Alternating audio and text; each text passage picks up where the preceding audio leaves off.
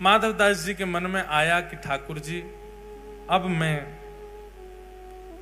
आपके तो दर्शन करता हूं, आपके पास तो नित्य आता हूं, मेरी इच्छा है कि मैं एक बार वृंदावन दर्शन करके आऊं। माधवदास जी ने जैसे ही कहा मैं वृंदावन दर्शन करके आऊं, ब्रह्मवेदी पर बैठे हुए महाप्रभु जगन्नाथ जी, उनका मुखमंडल उतर गया, शुष्क पड़ गए ठाकुर जी। महाप्रभु जी बोले, कहा भयो जय जय, ऐसे काय को है गए आप? ठाकुर जी बोले, माधव मेरो मन कैसे लगेगा जगन्नाथपुरी में? जैसे सब वैष्णवों का मन मेरे को देख करके लगता है, ऐसे मेरा मन तुमको देख के लगता है। जब तक तुम नहीं आते हो दर्शन करने के लिए मैं उतावला रहता हूं, और तुम वृंदावन चले जाओगे तो फिर मेरा मन कैसे लगेगा? ठाकुर जी बोले, मत जाओ। माधवदास जी बोले, जाऊंगा। तो ठाकुर जी बोले, दूसरा उपाय, हमको ले चलो। माधवदास जी जोर से हंसने लगे, बोले, आप कैसे जाओगे? यहां से नेक दूर गुंडीचा, वहां के लिए तो 6 महीना में रथ बनाना पड़ता है आपके लिए, और वो 6 महीना में बने हुए रथ में बैठ के भी कितना पाते हुए जाते हो आप गुंडीचा तक? बोले, आप श्री मंदिर से नीचे तक उतर के जाते हो, बीच में 2 बार रसगुल्ला का भोग लग जाता है आपको, इतनी तो भूख लग जाती है आपको। जैसे व्यक्ति टहलने जाए 6-7-8 किलोमीटर, 500-600 कैलोरीज बर्न करके आए, तब तो भूख लगे। हमारे ठाकुर जी कैसे पता है? अगर आपने श्री ठाकुर जी का नाथ द्वार की पद्धति में, पुष्टि मार्ग पद्धति में ठाकुर जी को उठा करके गोद में विराजमान करके, पोशाक पहना के, मुकुट धरा के, माला धराई, इतने में ही ठाकुर जी इतने थक जाते हैं कि रोने लगते हैं। यशोदा मैया के का है गो? बोले, मैया तेने मुंह को बहुत श्रमित कर दियो। क्यों? और तेने नभाते समय जोड़ते हाथ मीट दिए, तेने मुंह को गोद में उठा के यहां ते वहां कर दियो, तेने मेरी धोती बदल के दूसरी पहना दी, इतने मैया मैं तो थक गयो, हार गयो। तो यशोदा मैया श्रम भोग लेके आती है ठाकुर जी। कौन सा भोग? ये श्रम भोग आता है। बताओ, इतने में तो श्रमित हो जाते हैं, ये थक गए बेचारे, अब खवाओ इनको कछु। बोले, आप ये श्री मंदिर से गुंडीचा अगर कोई व्यक्ति पैदल भी जाए तो 20-25 मिनट लगेगा उसको पहुंचना, इतना ही लगता है। जगन्नाथ महाप्रभु को गुंडीचा जाने में बीच में 6 बार, 7 बार, 10 बार भोग लगता है, इतना पा लेते हैं। बोले, यहां तक तो आप 10 बार पाते हो, वृंदावन तक तो आप पूरे भारत का अन्न पालोगे। जय जय, यहीं विराजो, हम होके आते हैं। और माधवदास जी ज्यों ज्यों जगन्नाथपुरी से जा रहे हैं, त्यों त्यों ठाकुर जी के नेत्र सजल। मैंने 2 कथाएं ऐसी सुनी हैं जिसमें 2 स्थिति अलग अलग दिखाई देती हैं। एक तो है श्री चतुर्भुज दास जी की, जब चतुर्भुज दास जी गिरिराज जी से दूर जा रहे हैं और ज्यों ज्यों पग बढ़ा रहे हैं, त्यों त्यों उनकी स्थिति दयनीय होती जा रही है। और एक स्थिति है माधवदास की, माधवदास जी ज्यों ज्यों जगन्नाथपुरी से दूर जा रहे हैं, वहां ठाकुर जी व्याकुल होते जा रहे हैं। तो श्री माधवदास जी से जगन्नाथ जी का ऐसा प्रेम कि जगन्नाथ जी बोले, मोए ले चल वृंदावन, मैं मंदिर छोड़ने को तैयार हूं, पर तो तेरे बिना ना रहूंगा। ऐसे श्री माधवदास जी वृंदावन को निकल गए, ठाकुर जी को छोड़े आए। माधवदास जी का स्वरूप था 6-7 दिन तक भूख सह लेते थे, लेकिन अभी जगन्नाथपुरी से निकले चंद घंटे ही हुए कि माधवदास जी को इतनी जोर की भूख लगी, इतनी जोर की भूख लगी कि महाराज या तो फल मिल जाए, नहीं तो पेड़ ही खा जाएंगे, इतनी भूख लगने लगी। माधवदास जी बोले, ऐसी व्याकुलता भूख की तो मुझे कभी नहीं हुई जैसी आज हो रही है। तभी एक नगर दिखा, दौड़ करके माधवदास जी उस नगर में गए, किसी का गेट खटखटाया, मैया, वृद्ध मैया ने बोला, मैया तेरे घर में जो बना हो, बासा कूसा, मुझे भोजन करा, बहुत भूख लगी। अरे बैठो बाबा, थाली लगाई, पाने लगे माधवदास। मैया सामने बैठ गई आके, बोले, बाबा बड़े निर्दयी हो। बोले, क्यों, ऐसे क्यों कह रही है? अकेले पा रहे हो, बगल में सांवला सा बालक बैठा, इसको क्यों नहीं पे, बेचारा ऐसे टुकुर टुकुर तुम्हारी थाली की ओर दिख रहा है, इसको क्यों नहीं खिलाते हो? माधवदास जी बोले, मेरे संग तो कोई भी नहीं है मैया, मैं अकेला हूं। बोले अरे इतना सुंदर सा प्यारा सा घुंघराले केश हैं, कटाक्ष नेत्र हैं, श्याम वर्ण का। मैं तो ये सोच रही हूं पता नहीं कौन सी मैया ने अपना बालक बाबा जी को दे दिया है। तुम बाबा कहीं हरण करके तो नहीं ले जा रहे इस बालक का? माधवदास जी बोले बालक? तभी समझ आया, इतनी जल्दी इतनी तीव्र भूख लगना, बगल में बालक का अदृश्य होना, मुझे ना दिखना, सामने वाली को दिखना, श्याम वर्ण का होना। बोलो हो तो चले आए हो संग में हमारे। श्री जगन्नाथ जी संग ही जा रहे हैं श्री माधवदास जी के। अंतस्थ में बैठ के, हृदय में बैठ करके महाप्रभु श्री जगन्नाथ जी वृंदावन जा रहे हैं। जिन माधवदास जी को 1 महीना में वृंदावन पहुंच जाना था, उनको वृंदावन पहुंचने में 6 महीना लगे। क्यों? 10 कदम चलते ही भूख लगे आती है। तो माधवदास जी अपने पेट को जय जय नेक्स्ट सह लो। अब तो ठाकुर जी को बस इतना कहते, इतनी दूरी पर गांव है, बस वहां तक मुझे चलने देना, वहां पहुंचते ही भोजन कराऊंगा। क्योंकि एक भूख तो माधवदास जी की, दूसरी भूख हृदय में बैठे जगन्नाथ जी की। माधवदास जी रात में पौड़े पौड़े कभी किसी नगर में, जय जय एक बात बताओ, आपको इतनी भूख लगती क्यों है? इतना पाते क्यों आप? ठाकुर जी बोले अरे तू नहीं जानता, क्या नाम है मेरा? जगन्नाथ, जग का नाथ, पूरा विश्व मेरे गर्भ में विद्यमान है। मैं नहीं पाऊंगा तो फिर सब भूखे रह जाएंगे, या हमारे मुंह पानो ही पड़े तभी सबन को भोग लगे। वास्तव में श्री जगन्नाथ जी प्रसाद भोग आरोगते हैं, इसीलिए हम सब तृप्त रहते हैं। कई लोग कहते हैं ठाकुर जी को 56 भोग लगाने की क्या आवश्यकता है, ठाकुर जी का बंगला बनवाने की क्या आवश्यकता, लाखों करोड़ों रुपए लोग फूंक देते हैं ठाकुर जी के उत्सव में, क्या जरूरत है भगवान को भोग लगाने की? भैया ठाकुर जी को जब आप 56 भोग आरोग आते हो ना, उस समय आप विश्व मंगल कार्य कर रहे हो। आपके एक बार के 56 भोग की सेवा करने से ना जाने कितने भूखों का उस दिन पेट भरेगा। क्यों? ठाकुर जी ने आपकी तरफ से पाया।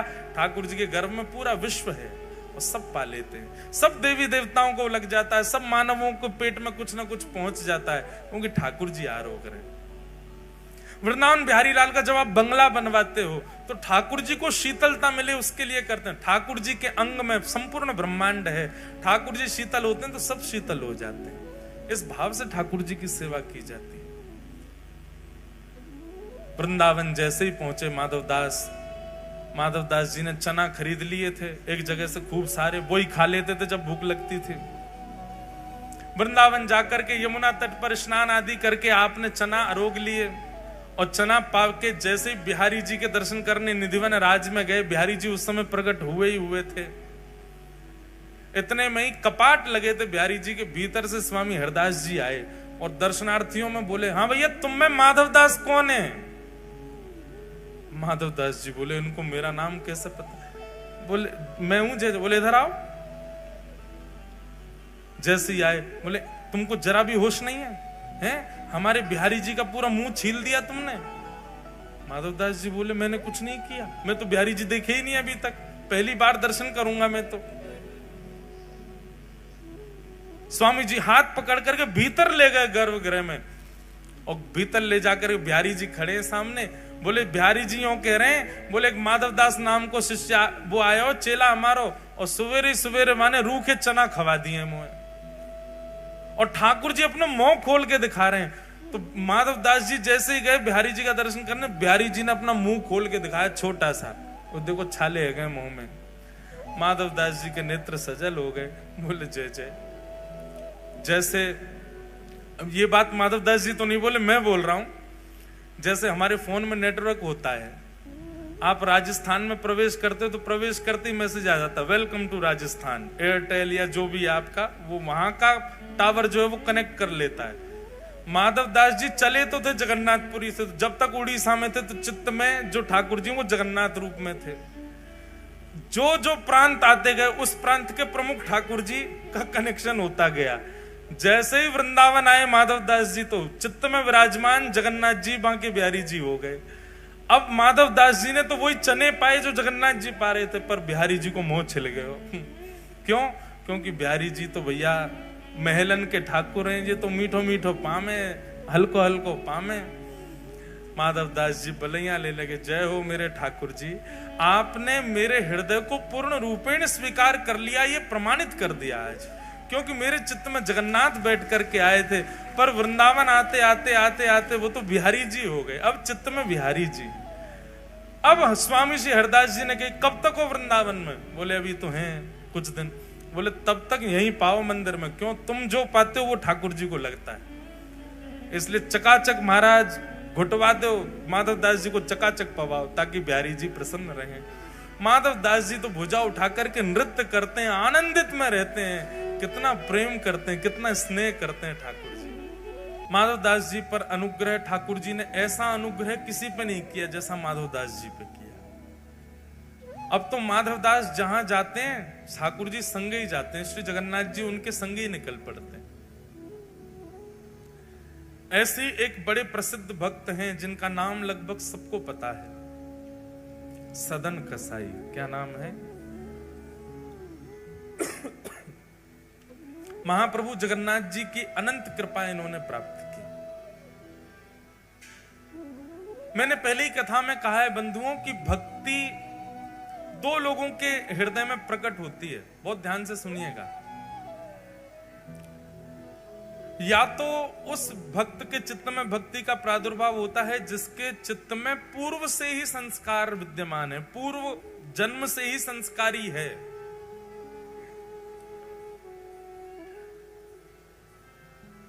और ऐसे व्यक्ति को ज्यादा सिखाना नहीं पड़ता, पूर्व जन्म के संस्कारी इतने सुदृढ़ होते हैं कि वो इस जन्म में बाल्यकाल से ही भक्ति मार्ग में आ जाता है। अच्छा, एक बात और आपने सबने अनुभव की होगी कि बाल्यकाल में भक्ति बड़ी प्रगाढ़ होती है। छोटे छोटे बच्चों को लीला बहुत अच्छी लगती है, छोटे बच्चों को ठाकुर जी की सेवा बहुत अच्छी लगती है, छोटे बच्चों को कीर्तन बहुत बढ़िया लगता है। पर जैसे ही वो 15-16 वर्ष के होते हैं, फिर क्या हो जाता है उनको, फिर अचानक से एक परिवर्तन उनके चित्त में आ जाता है। वास्तव में हमारे पूर्व के संस्कार वो दिखने ही शुरू होते हैं 12-13 वर्ष के बाद।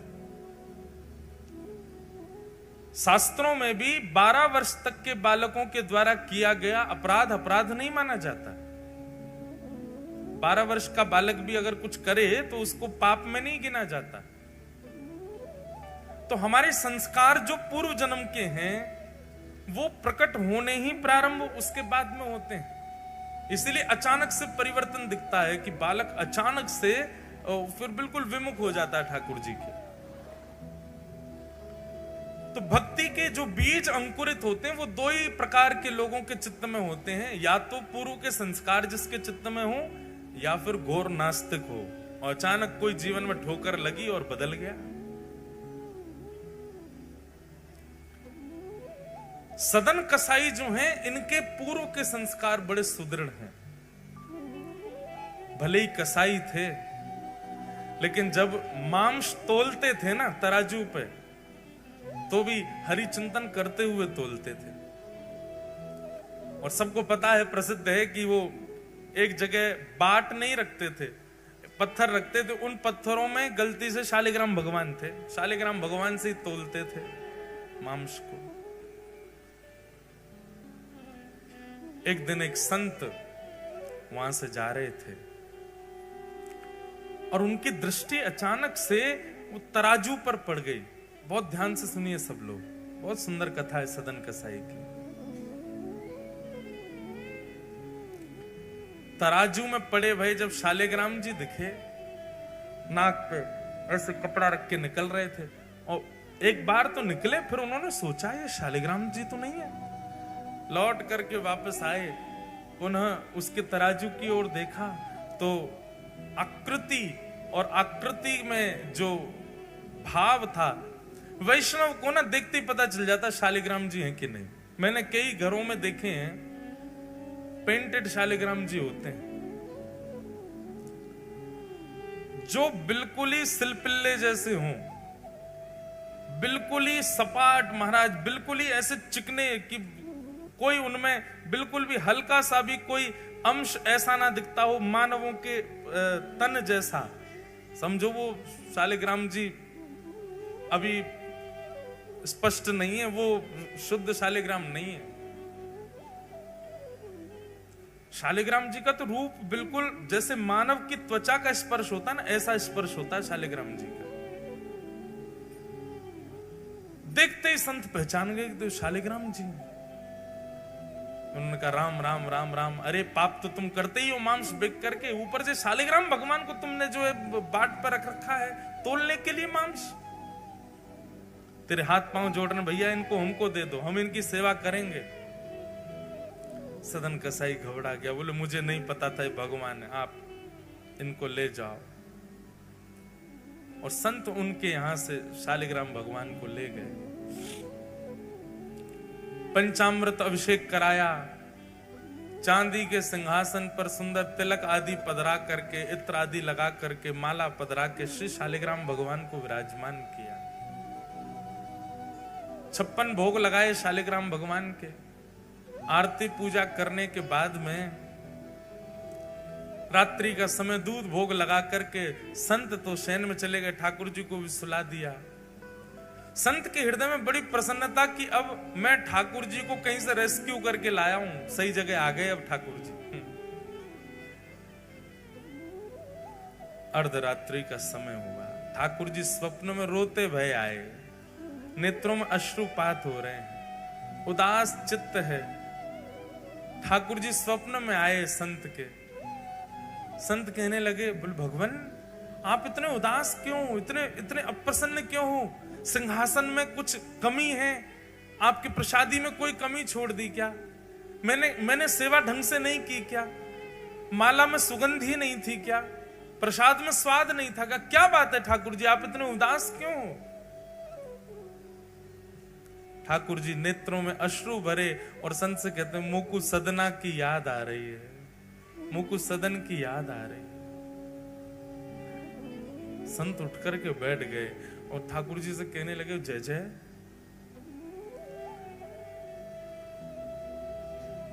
उस कसाई की याद आ रही है आपको?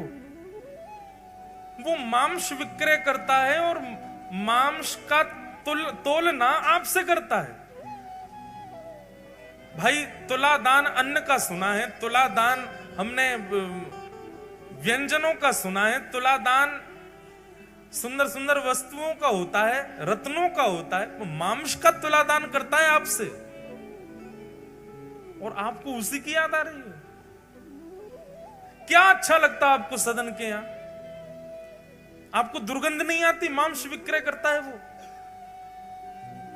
ठाकुर जी कहते हैं वो सब बात अलग है कि मांस विक्रय करता है, जैसा भी है, जो भी उसके गुण संस्कार, उसका जो भी कुछ है, वो सब बात एक अलग है। पर जब वो तराजू उठाता है ना, और तराजू उठाते ही जैसे ही मैं लुढ़कता हूं इधर उधर, वो लुढ़कने में मुझे बहुत सुख मिलता है। उसके तराजू में लुढ़कने में जो सुख है ना, वो सुख तो ब्रह्मांड में नहीं है, वो सुख तो वैकुंठ में भी नहीं है। मुझे उसके तराजू में लुढ़कने में बहुत सुख मिलता है। और मैं जब लुढ़कता हूं तो वो मुझे देख करके जब प्रसन्न होता है ना, तो मुझे बहुत खुशी होती है। तो मुझे तुम वापस वहीं छोड़े आओ, मुझे उसी के पास रहना है।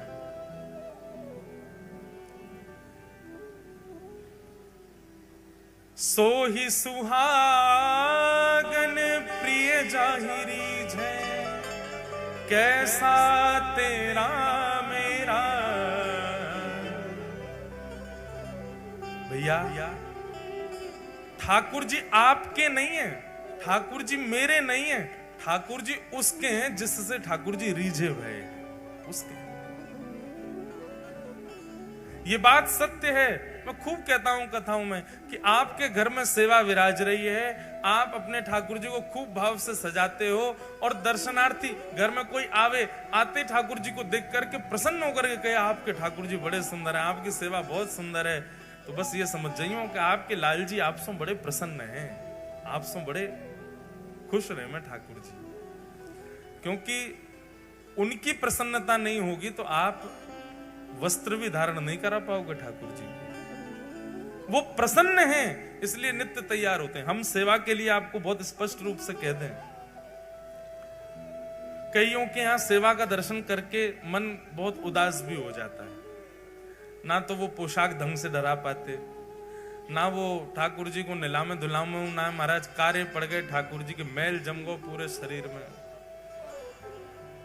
ऐसे ठाकुर जी को देख के फिर मन होता तो है कि कुछ कह दें, भैया इनको करो ढंग से,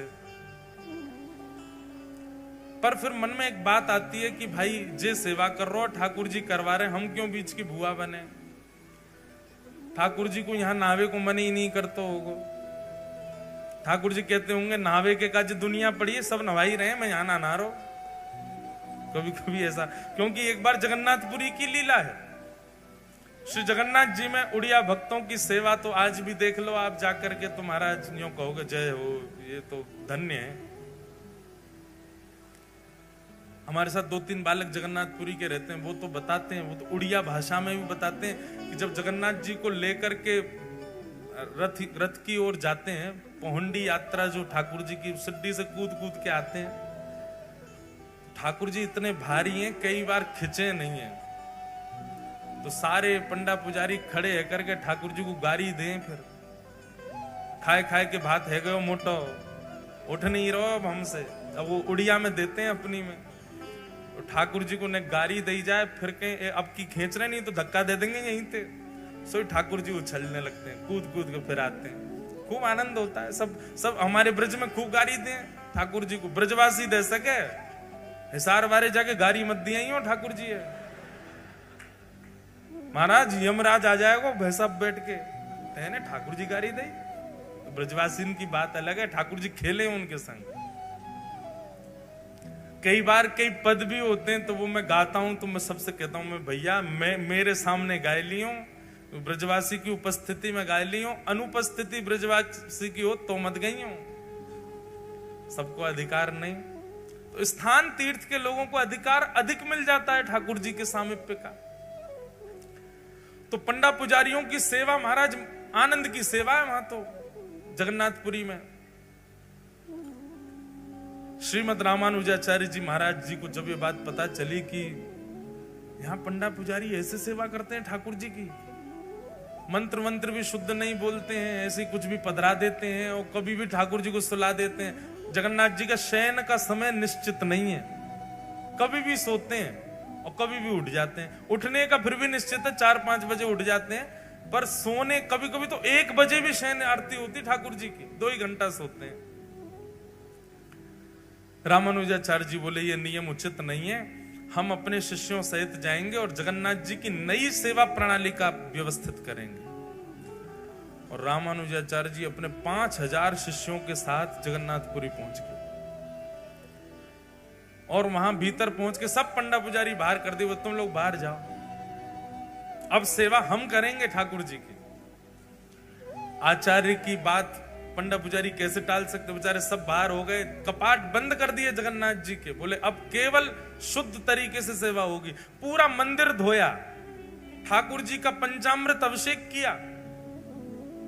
जगन्नाथ जी बेचारे ठिठर गए, बोले कि ओहो कितनों नवाई दियो मुझे। आपको पता जगन्नाथ जी स्नान कैसे करते हैं? श्री जगन्नाथ भगवान के सामने विशाल शीशा रखा जाता है और जब शीशा में जगन्नाथ जी स्वयं को देखते हैं, शीशा में पानी डाला जाता है, हरि हरि बोलो, नाली है जगन्नाथ। जगन्नाथ जी वही में खुश है, वाह प्रतिबिंब कोई नवाओ। साल में 1 बार स्नान पूर्णिमा पर नहाते हैं तो महाराज बुखार आ जाता है इनको, इनके प्रतिबिंब स्नान करते हैं शीशा में ठाकुर जी को प्रतिबिंब। आप लोग भी प्रतिबिंब को नवा के चले जाए करो कहीं, स्नान है क्यों? हमारे लिए सारे नियम है, ठाकुर जी के लिए नहीं है कोई नियम। रामानुजाचार्य जी ने तो विधि से सेवा प्रारंभ कर दी, रोज स्नान होगा, रोज ये प्रसादी बनेगी, रोज ये इतने बजे कपाट बंद होंगे, इतने बजे खुल जाएंगे, ये वेद मंत्र सुनाए जाएंगे, ये पाठ सुनाया जाएगा। 5 दिन में जगन्नाथ जी सूख गए, पतरे से है गए।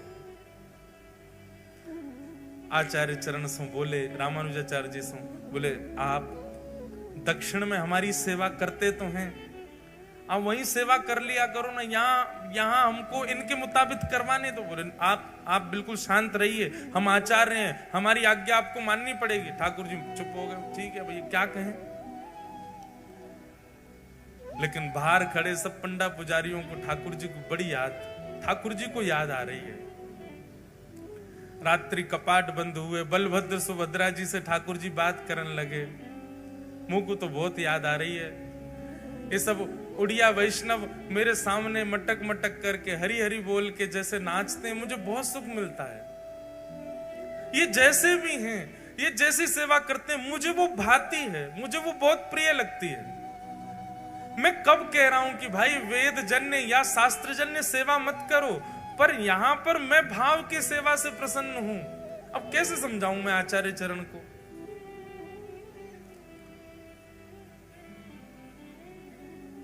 अच्छा, ठाकुर जी ज्यादा इसलिए भी नहीं बोल पा रहे कि बलराम जी जो हैं यही तो रामानुजाचार्य हैं, शेषावतार है रामानुजाचार्य। अब ज्यादा कैसे बोले जब बगल में ही तो बैठे हैं। तब अर्धरात्रि का समय, सब सो रहे थे। ठाकुर जी ने गरुण जी को बुलाया, द्वार पर बैठे, इधर आओ जी, जय जय आज्ञा। बोले काम करो, विशाल स्वरूप धारण करो, इतने बड़े पर कर लो, सोते हुए रामानुजाचार्य जी उनके सबरे शिष्यन को ले जाके दक्षिण छोड़े आओ और द्वार खोल दो हमारे। रात्रि गहरी निद्रा में सोए थे सब आचार्य चरण और सारे शिष्य।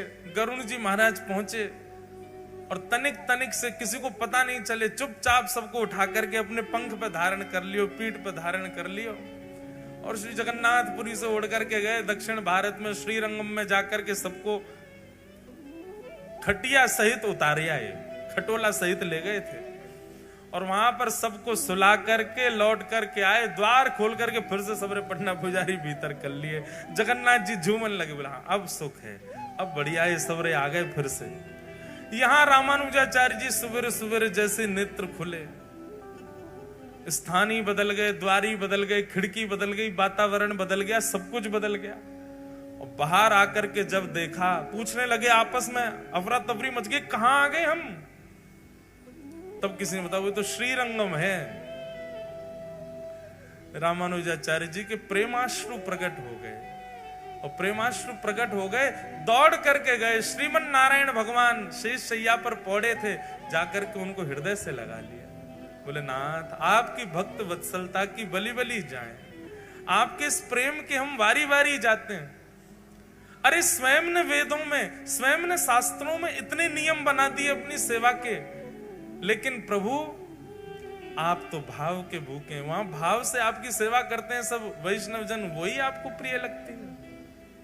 विराजो, ऐसे ही विराजे रहो, जैसे उन वैष्णवों को प्रिय लगता वैसे आप सेवा स्वीकार करो। तो ठाकुर जी को क्या भा जाए कुछ पता नहीं है। पहले मैं टोक देता था घर में जाके, ऐसे सेवा मत करो, फिर इन कथाओं के बाद में अब मुझे लगता है नहीं, शायद इनकी इच्छा ही ऐसे रहने की होगी, रहने दो। पर हाँ, कहीं ज्यादा ही अनीति होती है तो फिर मैं कह ही देता हूं, मैंने यार चना चनोरी तो भोग मत लगाओ, भोग तो लगाए करो ढंग से। ठाकुर जी के नेत्रन के नीचे मैल जमको ने नवाए तो दे करो। थोड़ा बहुत कहते, ज्यादा नहीं कहते। तो सदन कसाई के यहां ठाकुर जी को लुढ़कवे में सुख मिलता है। संत हृदय से लगा करके शालिग्राम भगवान को सदन कसाई के पास गए। सदन कसाई ने चरणों पर बोले मुझे क्षमा कर दें, आपने जब से कल से बताया मुझे नींद ही नहीं आई कि मैं कितना बड़ा अपराध कर रहा था। संत ने जाकर के कहा, सदन तुम कितने भाग्यशाली। बोले क्यों? पूरी बात बताई मैंने। तो ऐसे सेवा करके ठाकुर जी को बढ़िया व्यवस्थित किया। रात्रि में स्वप्न में ठाकुर जी आए और ठाकुर जी के प्रेमाश्रु छलक रहे थे। और ठाकुर जी कह रहे थे मुझे तो सदना की याद आ रही है, मुझे तो उसी के पास रहना है। ये बात सुनकर के इतना रोए सदन कसाई, इतना रोए। बोले मैं तुच्छ प्राणी, मैं पापी प्राणी, मैं अभागा व्यक्ति, मैं अयोग्य व्यक्ति, मैंने अपने जीवन में कुछ अच्छा नहीं किया। मेरे लिए ठाकुर जी इतने श्रमित हुए, मेरे लिए ठाकुर जी आपकी निद्रा में आकर के रुदन करने लगे।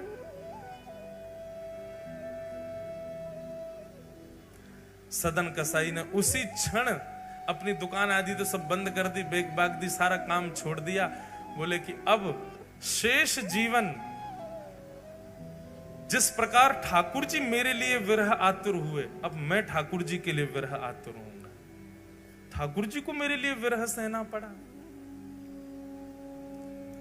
और विरह में अपना जीवन व्यतीत करने लगे सदन कसाई। कथाएं सुनते, नित्य श्रवण करते, कहाँ है नाथ, कैसे हैं नाथ।